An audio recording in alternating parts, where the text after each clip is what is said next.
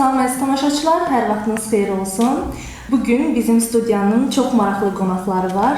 Gənc və istedadlı xanəndələr bugün bizim qonağımızdır. Gəlin onları daha yaxından tanıyaq. Salam, xoş gördük, xoş gəlmişsiniz. Sağ olun, Allah razı olsun. İstəyərik birinci bir özünüzü təqdim edəsiniz, biz sizi daha yaxından tanıyaq. Mən Toğrul Abiyev, İncəsənət Universitetinin 3-cü kurs tələbəsiyəm. Sabirabad rayon Üzeyir Hacıbəyli adlı uşaq musiqi məktəbini bitirmişəm. Orada müəllimim Səməd Səmədov olub. Yəni onların sayəsində gəlib bu yerlərə çıxmışam. Dostlarım da inşallah özlərini təqdim edəsinlər. Mən də Kamran Tağıyev, Cəlilabad rayonunda anadan olmuşam. İlk musiqi təhsilimi Asəf Zeynallı adına musiqi kollecində almışam. Ustadım Sabir Abdullayev olub. Hal-hazırda İncəsənət Universitetinin 3-cü kursu tələbəsiyəm. İncəsənət Universitetində də Respublikanın əməkdar artisti Zakir Əliyevin tələbəsiyəm. Mən Qarayev Gəray, İsmail rayonundanam. Asəf Zeynallı adına musiqi kollecini bitirmişəm. Gülyaz Respublikanın xalq artisti Gülyaz Məmmədovanın sinifində, hal-hazırda Mədəniyyət və İncəsənət Universitetində təhsil alıram. Orada da Gülyaz Məmmədovanın sinifindəyəm. 2 ildə müəllimim Teyyub Aslanov olub. Bir daha salamlayıram əvvəla tamaşaçıları və sizin rəhbərliyi təşəkkür edirəm bizi çağırdığınız üçün. Mən də Cəbiyev Əli Şakiroğlu, Laçın rayon Nurəddin kənd tam orta məktəbində oxumuşam. Orada anadan olmuşam və hal-hazırda İncəsənət Universitetinin 3-cü kurs tələbəsiyəm. Eyni zamanda Asəf Zeynallı mən də bitirmişəm Kamranla bərabər. Orada Qəzənfər Abbasov olub və hal-hazırda da Respublikanın xalq artisti Gülyaz Məmmədova. Nə gözəl, şad olduq. Təşəkkür. Sağ ol. İstəyərdim sizə ilk sualımı ünvanlayım. Ümumiyyətlə bu qrup necə oldu ki, yarandı, kimdən gəldi təklif? Bununla bağlı istəyərdim Xanım, qrupun əslində təşkilatçısı mən olmuşam. Necə? Sualını da siz cavablasınız. Bəli, xanım. Mən sinifdə ümumiyyətlə universitetdə, mən çoxlarından video çəkirdim, paylaşırdım. İmumən universitetdə çəkmişəm, işlədiyim yerdə çəkmişəm. Çox videolar çəkirdim. Amma hal-hazırda yəni uşaqlarla çəkdiyim videonu universitetdə yəni qərarlaşdırdıq və necə olmalıdır, təşkilatçılığını mən elədim və videonu çəkdik. Hamımız da bilirdik ki, uğurla yekunlaşacaq bu videomuz. Elə də oldu. İndi inşallah dostlarımız da biraz cavablandırsın sualınızı. İnanırdınız, yəni uğur qazanacağınıza və belə də oldu. Elə inanmaq da əslində bacarmağın yarısıdır. İstedadımıza güvənirdik də, belə deyək. Özünüzə güvənərək hərəkət elədik. Üzrsə, məsəl sənət nümayişlərində insan özündən əmin olur. Çünki sənətlə gəlməmişik, qalmaqalla deyil. Ölkədə hal-hazırki vəziyyətdə bəzi məqamlarda, TikTokda görürük də, bəli. O məqamlarla deyil, sırf sənətlə gəlməyə qərar aldıq, şükür. Və bu təqdirə layiq bir haldır. Bu baxımdan sizi bir daha təbrik edirəm. Təşəkkür edirəm. Ümumiyyətlə, bəs trendə düşməyinizlə bağlı nə deyə bilərsiniz? İlk trendə düşdünüz, artıq ki o gördünüz, məşhurlaşmışsınız. Bununla bağlı hisslərinizi bölüşməyinizi istəyərdim. Məşhurluq duyğusu necə bir hissdir? Yəni belə biz deyək ki, əsas odur ki, insan gərək ki, o sadəliyini qoruyub saxlaya. Yəni bizi xalqımız sevsə də, biz yenə də xalqın bir nümayəndəsiyik. Yəni özümüzü və yəni başqa cürə hiss eləyə bilməliyik. Yəni biz xalqımıza təşəkkür edirik ki, bizi belə sevdilər, bizə dəstək oldular, minnətdarıq, hamısına təşəkkür edirik. Yəni başqa bir proses yaranmadı. Yəni bugünkü bizim bu yerlərə gəlib çıxmağımızın səbəbi bizim Azərbaycan xalqımızdır.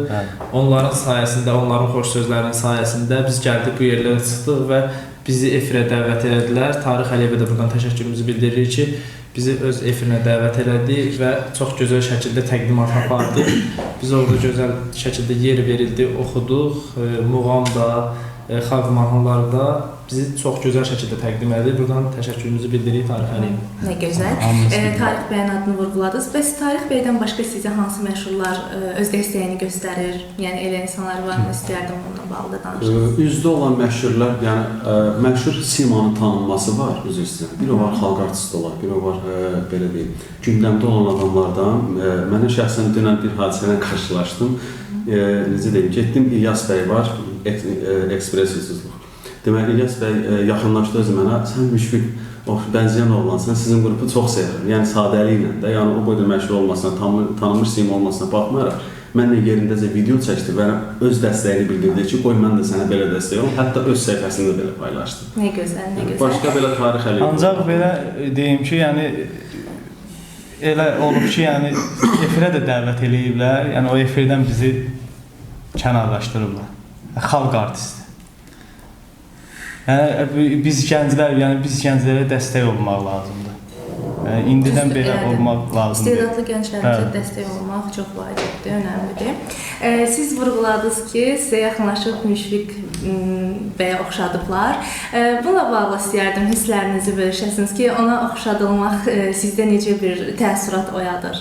Və ilk dəfə ümumiyyətlə sizə belə bir fikir səsləndirəndə necə hisslər keçirdiniz?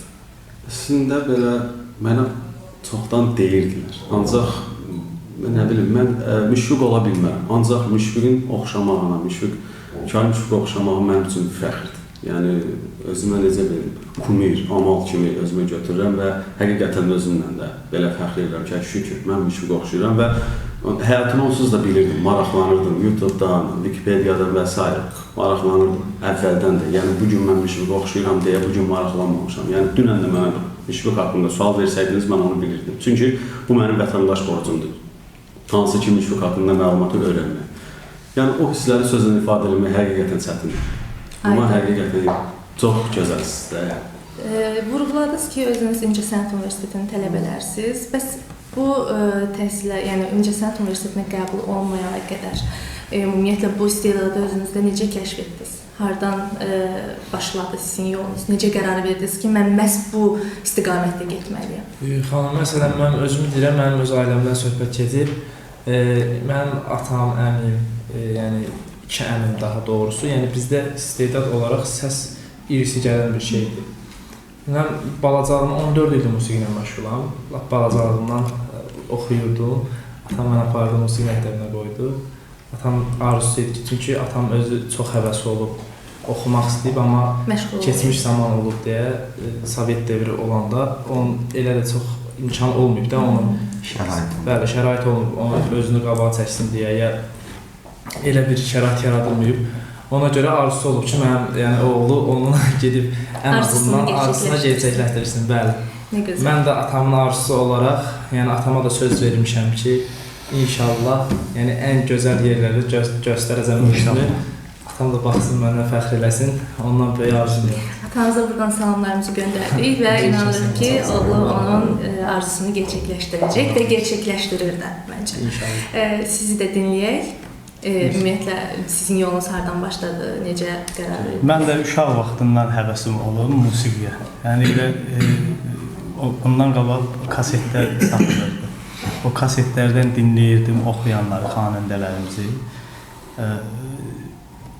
Bir dəfə qonşumuz var idi. O dedi ki, Cəlilabad rayonunda bəs mədəniyyət mərkəzində belə bir Heydər Əliyev adına mədəniyyət mərkəzində belə bir müsabiqə keçiriləcək. İstəyirəm səni aparam ora. Mən də dedim ki, çox gözəl. Mən apardı ora. Orada da təbii ki, məni bəyəndilər. Ondan sonra məni musiqi məktəbinə götürdülər. Musiqi məktəbində təhsil aldım. Sonra isə yolum düşdü Bakıya. ASF İnanlını bitirdim. İndi hal-hazırda da İncəsənət Universiteti. Yəni beləncə. Nə gözəl. Mən nə də belə deyim, uşaq yaşlarından həvəsim çox olub, muğama, xalq mahnılarına. Mən biraz burada yaşda böyüyəm uşaqlarla. Yəni hələ o vaxtı radionun vaxtında mən ancaq saatla misal qulaq asırdım ki, bu xalq mahnıları səslənəcək saat 13-dən 14-ə qədər. O momenti gözləyirdim ki, onu gözləyim baxın. Yəni o vaxtdan sonra, daha sonra qismət elə oldu ki, gəldim ASF Zeynallıya qəbul oldum. Orada 3 il oxuyandan sonra, bitirdikdən sonra da İncəsənət Universitetində hal-hazırda təhsil alırıq. 4-ümüz də 3-cü kursda, həm də qrup yoldaşıyıq. İnşallah bundan sonra da ki, yəni ki, çalışacaq ki, milli musiqilərimizi, mahnılarımızı, xalq mahnılarını layiqincə təmsil edək. Çünki bugün yəni hamımıza məlumdur ki, sosial şəbəkələrdə həddindən çox bayağılıq var, həddindən çox bəzi insanlar, nüanslar gəlir, keçir də qabağımıza.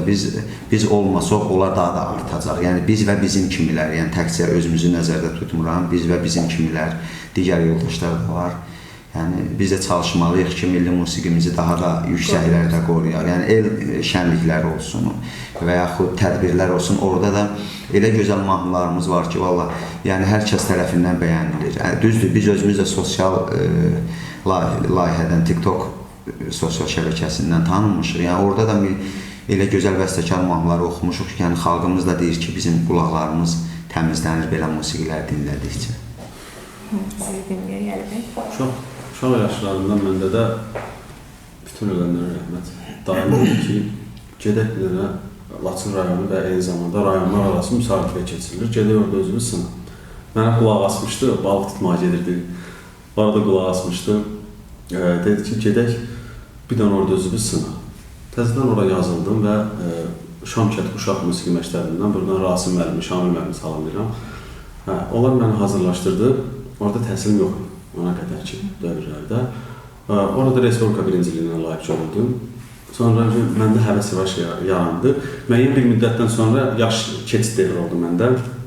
Səsim nisbətən azaldı da, yəni keçid devrinə görə. Daha sonra yenə ruhdan düşmədim. Bir müddətdən sonra Asəf Zeynalova 2016-cı ildə... Dediniz, bulğurun davamını gətirməliyəm. Əlbəttə, 2016-cı ildə Asəf Zeynalovaya qəbul oldum. 19-da oranı bitirdim, təzədən 2 il kəsildim. İncəsənət Universitetində imtahan verməmişdən əvvəl.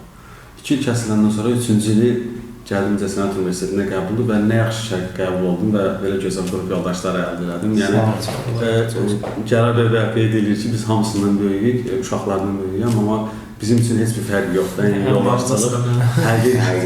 yoldaşçılığın fərqi yoxdur. Ən gözəli insanın yaxşı yoldaş olsun, yaxşı, necə deyim, insanlar var ki, yəni yoldaşçılıq olur, 4 nəfərdirsən, onun üçün birində əgər paxıllıq hissi olursa, əgər mümkün deyil o qrupda sarsılma olur. Amma biz yenə də sözümüzü bir yerə qoyaraq bir olmağı nəzərə almışıq və bir olmağı həmişə üstün tutmuşıq. Deyir, qardaşın necə adamdır, deyir, yoldaş olmamış. Nə gözəl. Son olaraq siz isə istəyərdim ki, bildirəsiniz ümumiyyətlə gələcəyə dair planlarınız nədir bu qrupla bağlı olaraq? Çünki bilirik ki, sizin cəmiyyədə insanlar əsasən qazancı ev şənliklərinə və s. götürürlər. Ümumiyyətlə sizin planlarınız nədir bəs? Planlar deyəndə ki, biz daha necə deyim, belə deyim də, yəni belə normal dildə səslənməsin, ev şənlikləri deyirsiniz, bu palatka toyları və s. onunla irəliləmək istəmirik, sənətlə irəliləmək ən gözəl olar. Məncə yoldaşlarım da fikrindən razı olar və professional şəkildə mən özüm indiyənə qədər TikTok sosial şəbəkəsində bir dəfə ingilis dilində oxudum, xalq mahnısını paylaşdım və onda 6 milyon baxış gəldi mənə. Mənə dedilər, bununla irəlilə. Dedim, yox, o sənət deyil də, yəni. Sənət ola bilər, bacarıq ola bilər. Ancaq, yəni, əsl sənət o deyil. Əsl sənət hal-hazırda paylaşdığımızdır.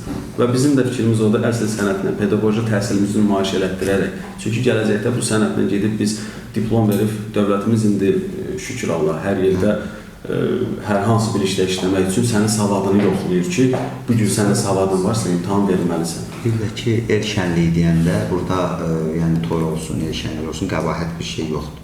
Sadəcə orada düzgün bir çıxış lazımdır. Bizim ən hörmətli hal-hazırda xalq artistlərimiz, əməkdar artistlərimiz, ustadlarımız da vaxtı ikən hamısı toylarda iştirak eləyib, çıxış eləyib.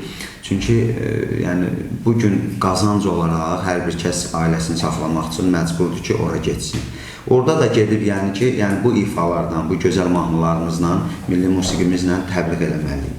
Bəli, düzdür. 2015-ci ildə mən toy məclislərini aparıram. Yəni, lap cavan uşaq idim və onda mən toy məclislərinə gedirdim. Yəni, bilirsiniz necədir, toy məclislərində də bizim bu milli musiqilərimiz səslənsə, çox gözəl. Yəni, istəyənlər istəyirlər. Məsəl üçün, o oxuyanın özündən asılıdır. Əgər sən toy əvvəldən necə başlayırsansa, cəmaət də səndən onu istəyir. Çünki mən toylarda olan deyə ona nəzarət eləyirəm.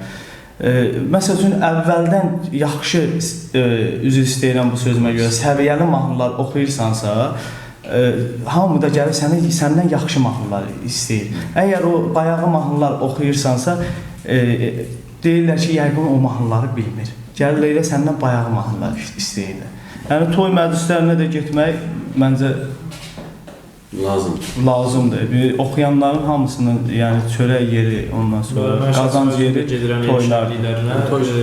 Yəni, çalışdığım qədərilə yox, çox əsas milli musiqilərimizə üstünlük verirəm.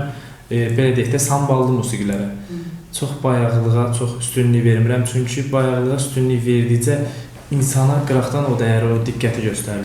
Və indi də fikirləşirəm inşallah ki, bu il də oldu, amma bu il işlərim biraz qarışıq oldu deyə sənəd vermədim, amma 2 ildən sonra olacaq inşallah müsabiqəyə sənəd vermək fikrindəyim.